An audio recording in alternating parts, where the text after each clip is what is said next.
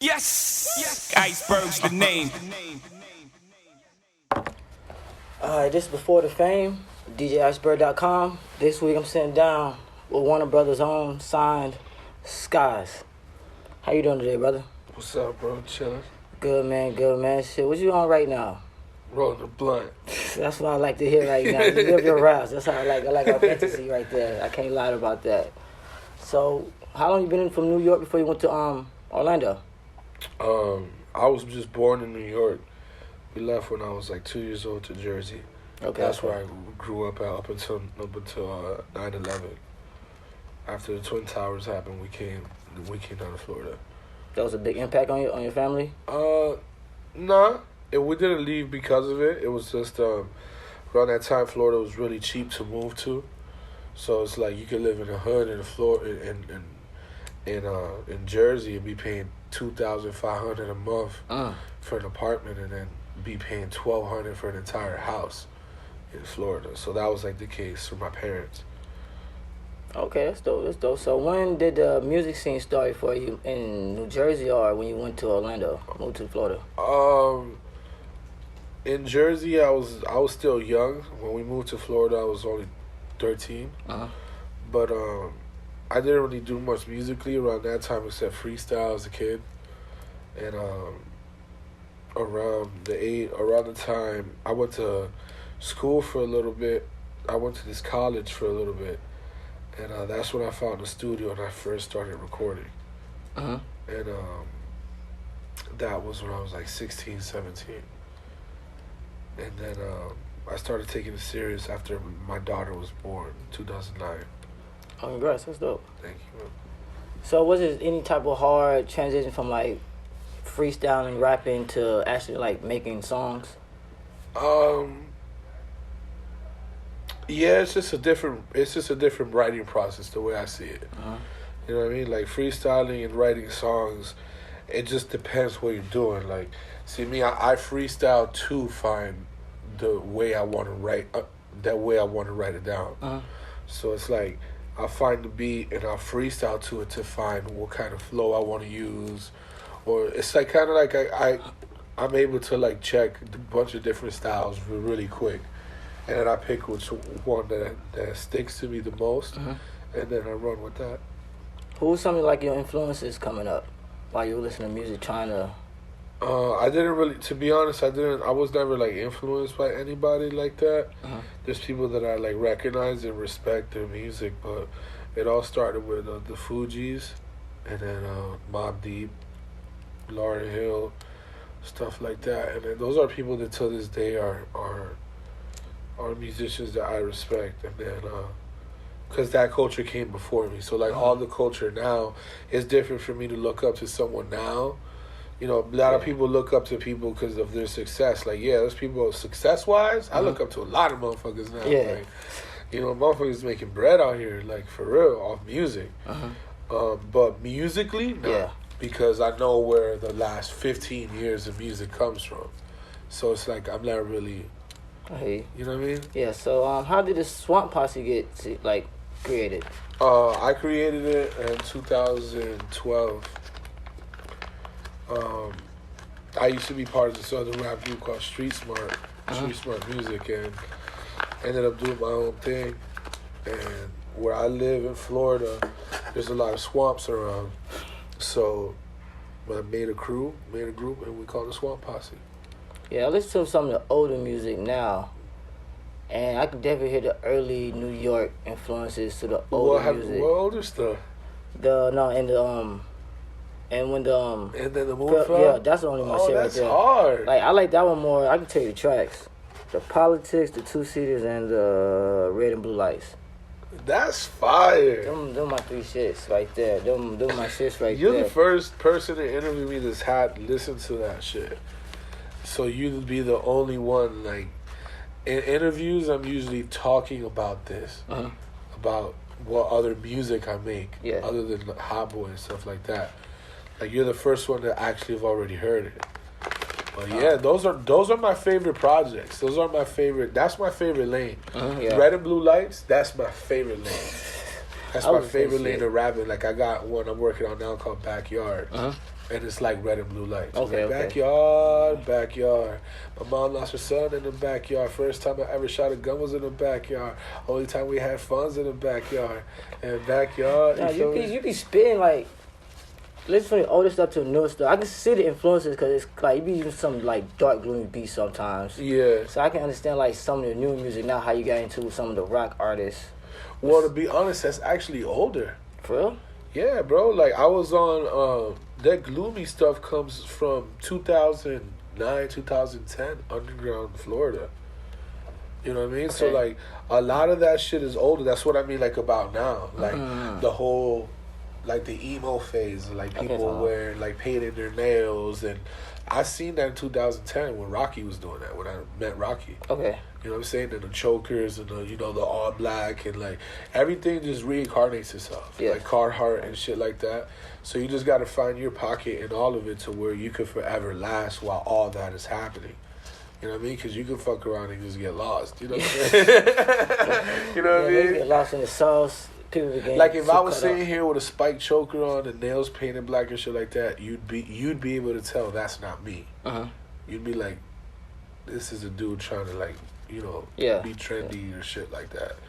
So it's like, if you pay attention to it, it's all shit that comes back. Like the dark, gloomy shit is actually an older version of me.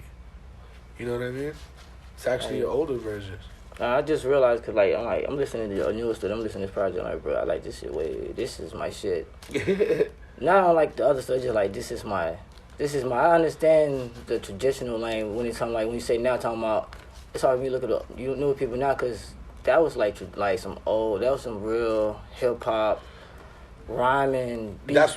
That's what I was inspired. Like I could say I was inspired by, because that's something I didn't see the process of becoming. You know what I'm saying? So like all the new stuff, the reason why I could change my voice or do the auto-tune type shit or switch it up is because I'm experiencing all those classes of that changed. I've lived through all of them. You know what I mean? But my main one is that, because that's the only part that naturally came that I didn't just see happening. So I see you and Kasky had like a real relationship. How did that form? Cause y'all have a lot of music out together. Well, we're both from Orlando, and we known each other for years. To be honest, like I knew him before he was signed. Okay. But we didn't actually start making music until after a few years that he was already signed. And to be honest, that dude, we just be freestyling together. Everything we drop together is freestyles. Like, so he's just like the homie. Yeah, I feel just catching up basically the old times every time y'all catch up. Yeah, record. just chilling, Just smoking, chilling. rapping. I see you real artistic with the cover art. Do you have like a specific cartoonist? Cause everything kind of like cartoonist, in your face, kind of fun. Well, to be real, like I used to like how I looked before, and I just don't like. I don't like how I look now. So it's like I just make everything a cartoon. Okay. So that's really. I don't want to take pictures. You're good. You know what I'm saying? That's cool. I I just see all your cover art. They all just like some funny like futuristic or like some type of new character you create. Yeah, it's and I like it because it's the inner me too. It's like you can never be too old and like not collect Air Forces if you like them. Yeah. Or like put up a basketball poster, or like have a poster up in the wall, or have a sticker on your laptop. Yeah. Like, there's no age, and it's like we can't do that. You know what I'm saying? I still do that shit to the day. So like, yeah, I got everybody stick it on my laptop. It's like an old binder. yeah, you know what I'm saying? So it's like that's also why I do the cartoon shit too. Okay. It's to show my approach at you with my music, and it's creative. It's full creative. It's like art. It's an art thing. You know, it's like an all around thing. So while you on this Orlando splurge, creating music, dropping music, doing shows, when you felt like that project or song, you felt like that buzz is all really just start going for you? I really didn't think the buzz did anything for me.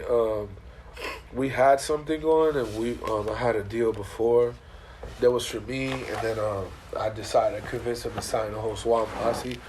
and we were like working on an album, and then fucking it fell apart. Mm-hmm. You know, like we all went our separate ways during the time, but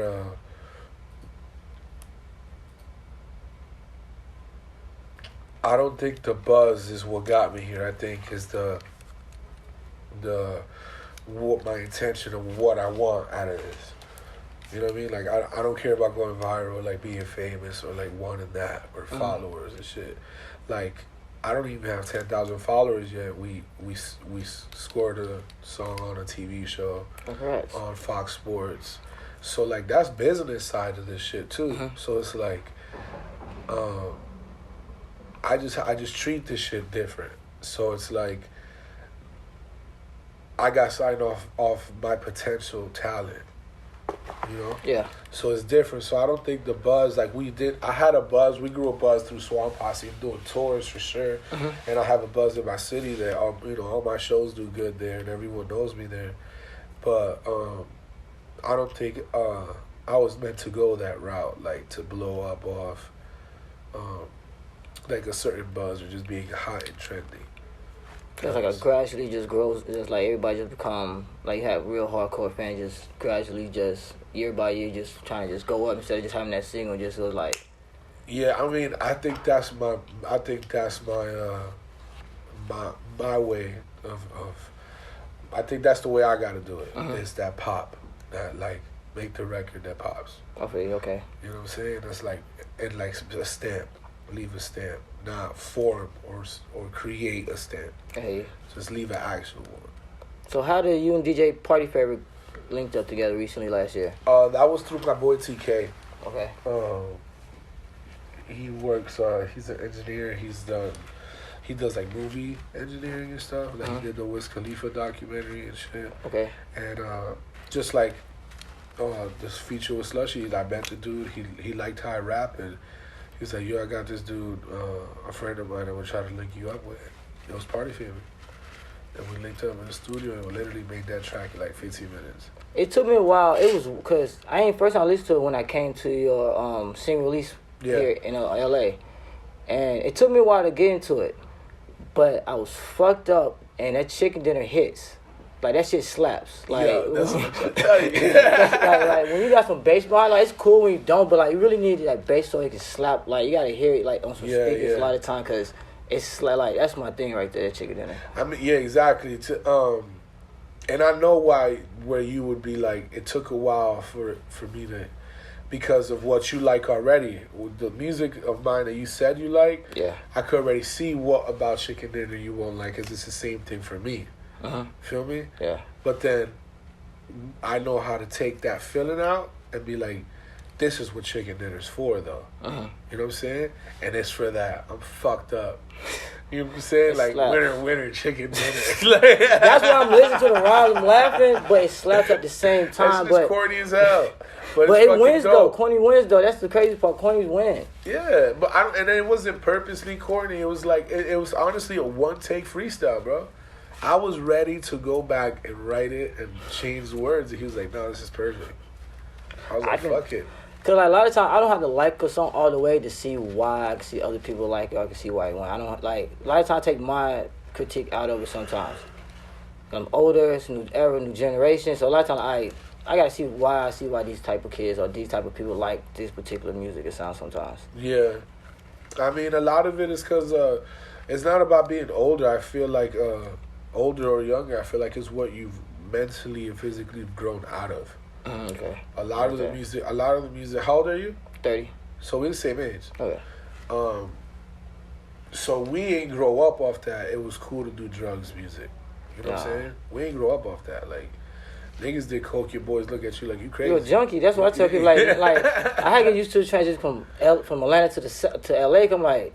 People ask what a coke is. I'm like, bro, this is like, this is like, people do it, but usually like some behind the scenes shit. Here's like, hey, like, what? Nah, it's no longer behind the scenes. Shit. That's what I'm saying. So that's the difference now, is that a lot of the music is drug influenced. You know what I'm saying? Like that whole slurred Zan flow, that comes from a place where people are at physically and mentally. And if you're not there, you just won't.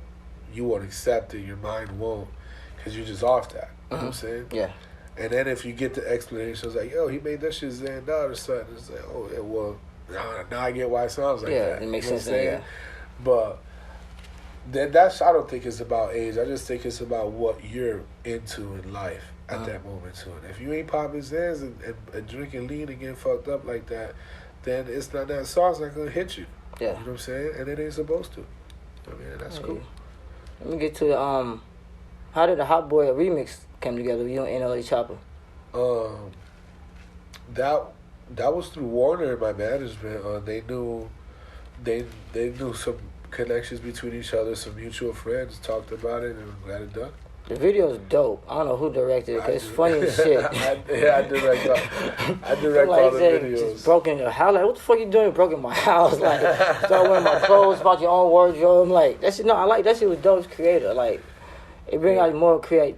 It show more of you, because sometimes I tell people, if you don't out here more often, a lot of times your videos gonna show who you is as a person, instead of me happening like to read up so much. Like, then this video show what type of person I look like, your character, your creativity. Yeah. So. Yeah, I can get that. Yeah, it shows for like person's personality. Yeah, I direct a lot of the videos, and then with co-direction with my boys Ben from Bright Minds. Okay. So I have a usual main idea, then we go run it off that, and then they either chop it down or work around it or change whatever we have to change in the moment. Okay. So, but yeah, that video's fire. So, for the future, for this year coming up, any new music, anything getting prepared for the year? Nah, I honestly want to let you hear it, yo. I really, because you the first one, like, I'm really into that shit, yo. The fact that you listen to that, like that, and then the Moonfell shit, bro, like, my face tattoos are all my music, you feel me? And then the Moonfell's my next one. You know what I'm saying? I'm getting the moon on my face, cracked. You know what I'm saying? And then the Moonfell means a lot to me. You know what I'm saying? That whole project, it means like, imagine you lose everything you have. The light to the world, you lose the sun. And you're living in pure darkness, your moon becomes your sun. And imagine you lose that too. Okay. So it's like, and then the moon fell. It's like, fuck. What am I going to do now? Yeah. You know what I'm saying? I never thought about that. That's dope. Yeah. So that's what it was about. Oh, yeah, MadHouse, the EP. Okay. So we're going to probably drop a few singles maybe before everything, trying to get it to everyone before the summer. For the summer. Okay, before the summer. But MadHouse, that's what's coming. So I'm glad to hear that. Man. Shit, I can't wait to see this next project come out for you. I became a fan when Samantha, y'all team sent me y'all music earlier last year, and I started doing my research. I'm like, he's dope. That's why I came out to the single release party. Oh, I appreciate that. Especially when this song, she sent me the song, like, all right, I gotta see how they do this. Look, this is weird shit, right? Like, all right. Damn, honestly, you told me you 30. I did not know you was 30 right now. I'm 29, yeah. But I didn't know that. I thought you was way younger, honestly. Oh, damn, appreciate it, yo. Yeah, but I want to say thank you very much to send down for this interview for me, DJIceberg.com. And I'm about to wrap it up for 6. And thank you very much, brother. All right, for sure. Appreciate you. Thank you, my brother.